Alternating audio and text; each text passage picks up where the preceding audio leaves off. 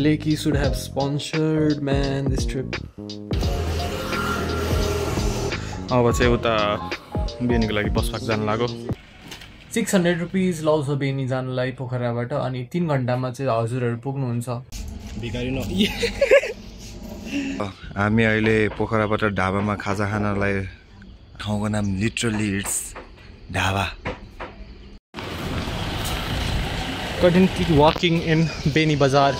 So तपाईलाई jeep reserve गर्नुपर्ने हुन्छ बेनी देखि हुङखोला जाने पर पर्सन चाहिँ 1200 देखि 1500 लाउन सक्छ according to the number of people in your group local tourist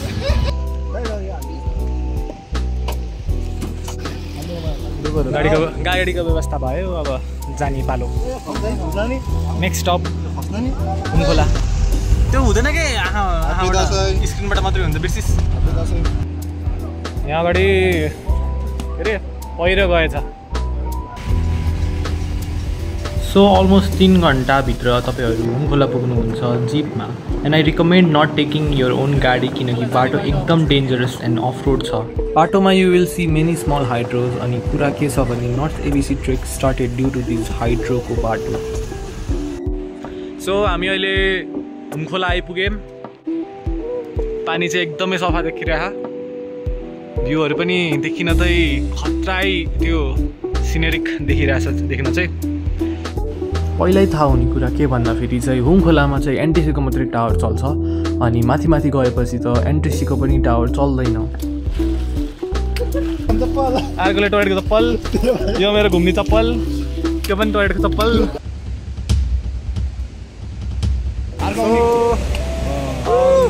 कति मिनेट भयो रे हामी हिँडेको 15 मिनेट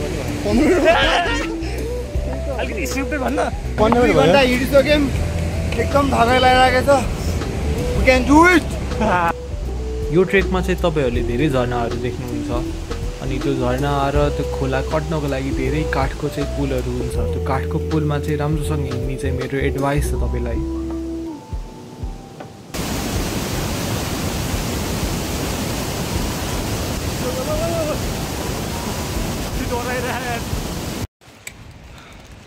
अहिले हामी कता गुराँसे डाँडा चढ्दै हौं क्या कति आधी घण्टा जति चढ्यो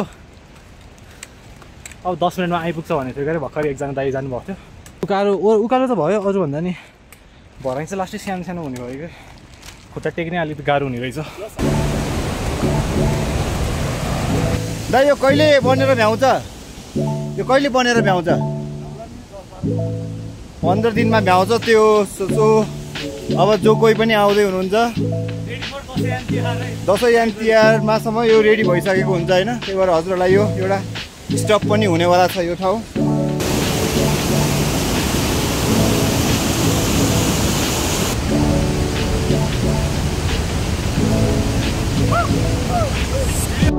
साँधी खड्का आइपुग्यौं हामी अहिलेको दिउँसो बेलुकाको 4:30 भयो अब हामी चाहिँ हाम्रो आजको रातिको डेस्टिनेसन भनेको चाहिँ गुफा फाटो त्यहाँ चाहिँ अब हामी 1 घण्टामा पुग्छौँ होला केटाहरू जोसमा खान अघि एकछिन रेस्ट गरेर खाजा खाएर आइयो I think we have reach our destination for today and this is where we are gonna stay today at the camp or tent के अरे टिनले बनेको रुमहरू चाहिँ अभाइलेबल छ अनि टेन्टमा पनि अभाइलेबल रहेछ यहाँ चाहिँ हजुरहरू अब कतिको चाँडो आउनुहुन्छ भन्नेमा भर पर्छ मलाई चाहिँ खोकी लागिरहेको छ आज खोकी लाउन सुरु भयो आज अहिले अघि पानीमा भिजेर खोकी लाउन सुरु भइसक्यो अब भोलि के हुने थाहा छैन म एक्चुअली डाइभ त हान्ने हो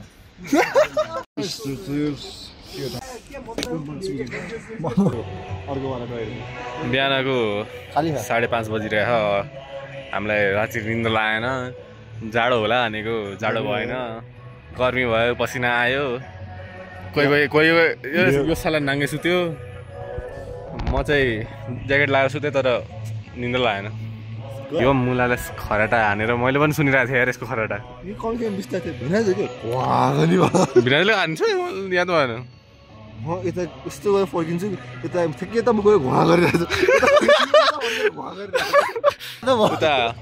म चाहिँ उतापट्टि फर्केर सुतिरहेको थिएँ यतापट्टि फर्म छैन कि यतापट्टि फर्म छैन यतापट्टि भिरान्जली च्यापिरहेको म धलिरहेको कि त्यो क्लिफमा बसेर सुते जस्तो भिड रहेछ मलाई त 50-60 भने आज हामी अब के अरे गुफा फाटबाट हिँड्यो अहिले चाहिँ 7:30 भयो गुफा फाटबाट हिँड्यो सेकेन्ड डेबाट चाहिँ तपाईहरूले राम्रो राम्रो हिमालको भ्यू एन्ड ल्यान्डस्केपहरू देखेर जान पाउनुहुन्छ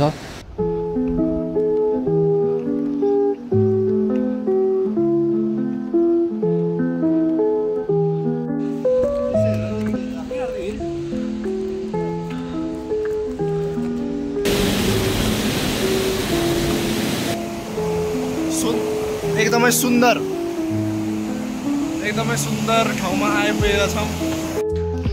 सायद अब हामी भुस्केट मेला आइपुगेछौँ होला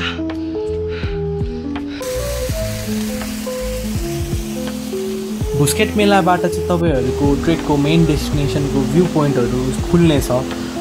बाटोमा चाहिँ लास्टै धेरै ढुङ्गा र गेगर चुचो हुँदाखेरि चाहिँ जुत्ता लगाएर जानु होला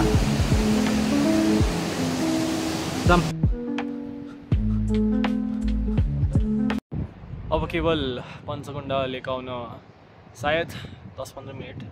लाउँछ होला अघि आधी घन्टा अगाडि 20 मिनट अगाडि आउँछ 20 मिनटमा आउँछ भन्दै अब भर्खरै एकजना दिदीले चाहिँ जसरी जाऊ 20-25 मिनटमा आइपुग्नु भयो हुन्छ भन्नुभएको थियो के अरे ट्रेकिङमा एडभाइस के हो भन्दाखेरि चाहिँ केटाहरूको चाहिँ खासै नसुन रियलिस्टिक अलिकति टाइम स्पेन्ड चाहिने भए चाहिँ बाटोमा हिँडेको केटीहरूसँग चाहिँ सोध People are gathered up to click some pictures and videos, I guess. The view is pretty much breathtaking.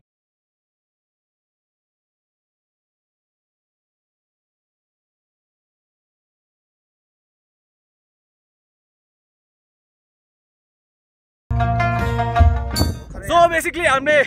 पञ्चकुण्ड लेकमा dive भनेर आयो भिडियो चाहिँ राख्दिउँला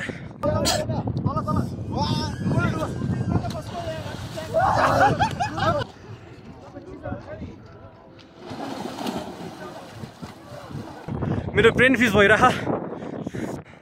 कि हिमाल खतरा देखिरहेको थियो अहिले चाहिँ बादल लाह त्यति टाउँ नै देखियो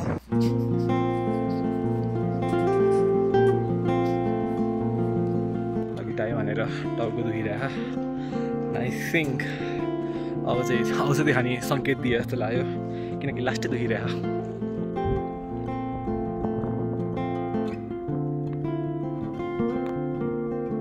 सुलाएको हुँदाखेरि केही पनि देखिन्न अब चाहिँ सुत्ने हो भोलि बिहान उठ्नुपर्छ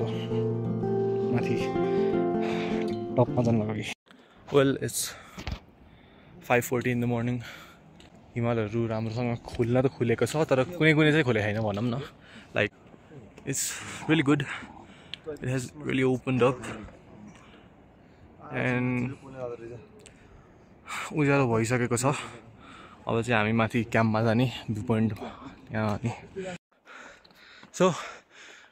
we have reached the north अन्डरवन base camp final destination the boats right there and the view of the Himalayas are pretty crazy right now and the sun is about to rise मात्र 30 मिनेटमा हजुरहरू माथिको view point पुग्न सक्नुहुन्छ त्यहाँबाट तपाईहरूले पञ्चकुण्ड लेक Annapurna falls Tilicho हिमाल र नीलगिरी हिमालहरू जस्ता अन्य हिमालहरूको भ्यूहरू इन्जोय गर्दै बस्न सक्नुहुनेछ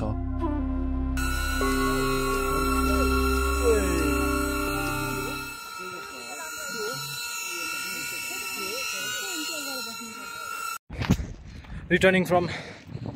पञ्चकुण्ड लेक नाउ आज हामी सायद सक्यो भने पोखरा पुग्ने मात्र चाँडो भयो भने चाहिँ अलि तातो पानीमा नुहाएर चाहिँ फर्किनु सोचेको गएर इन टोटल यो ट्रेकको कस्ट भनेको अन्डर 10K नै आउँदै गर्छ फ्रम पोखरा यो ट्रेकमा चाहिँ सबै कुरा पहिल्यै कन्फर्म गरेर मात्रै जानु होला माथि फोन लाउँदैन सो कन्ट्याक्ट गर्न कसैलाई एकदम गाह्रो हुनेछ We can see the Humkola, the last stop from the jeep that people can come from. Our conditions is not that good, but it was fun. मैले के पनि देखेन त्यसमाबाट हार्दिक धन्यवाद यो एबिसी ट्रेललाई पनि हार्दिक धन्यवाद So see you guys later on. I don't know when.